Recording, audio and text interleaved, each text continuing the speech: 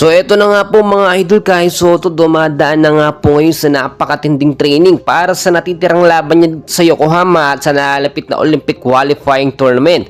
At last 4 games ng Yokohama mas gagamitin si Kai Sotto. And well, bago natin yan pag-usapan mga kaibigan, please huwag kalimutan muna mag-like and subscribe and pahit na rin ng notification bell. Maraming salamat po mga kaibigan. Kitang-kita naman ngayon kung paano talaga nag-e-ensayo at nagtitraining ng matindi itong si Kai. Pinapalakas si Kai Sotto mga kaibigan yung kanyang offensa at defensa, at kung makikita nyo sa latest post sa kanilang YouTube channel ay talagang hinahasa si Kai Sotto.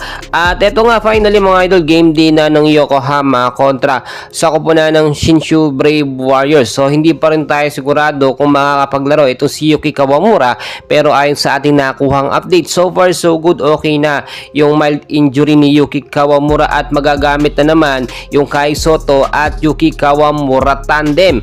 Last 4 games na lang at kinakailangan ma-hype na or makapagpakitang gilas na ng matindi etong ating pambato na si Kai Sotto para magkaroon siya ng spot sa mga teams nga po dito sa next season, especially kung mabibigyan siya ng another contract dito sa Japan B-League, and hopefully wag sa koponan ng Yokohama Bay Corsair. Sa ibang team o kaya yung mga nasa top teams dito sa Japan B-League, inaasahan din posibleng mabigyan ng kontrata sa NBA Australia si Kai Sotto. At ito nga po nalalapit na Olympic qualifying tournament ay pinaghahandaan na rin ni Kai.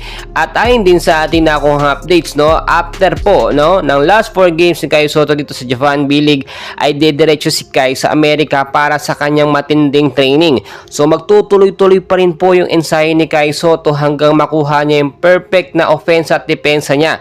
Alam natin doon sa last games ng Yokohama, hindi ganoon kaganda yung stats ni Kai dahil medyo nagmamadali siya sa mga puntos na kanyang ginagawa. Do may offensa naman pero yung depensa medyo hindi kagaya nung dati. Ang kinakailangan po maging consistent si Kai Sotto sa every game na ipinapakita kahit talo ang koponan ng Yokohama sa mga laban, basta maganda yung stats ni Kai at nagiging consistent siya. Yan po kasi yung pinakapanghahawakan natin ngayon para si Kai Sotto ay makapasok sa kanyang dream na makapaglaro sa NBA nga po. Kung titignan nyo din, wala ding kasiguraduhan kung makakapaglaro nga ba sa NBA Summer League si Kai Sotto dahil ang agent ni Kai naninigurado na dapat meron muna ang kontrata. Well mga kaibigan, alam naman natin ngayon talaga hinaghahasa pa si Kai Sotto. Bata pa naman si Kai at aminado tayo na ngayon talagang maganda yung pangangatawan ni Kai.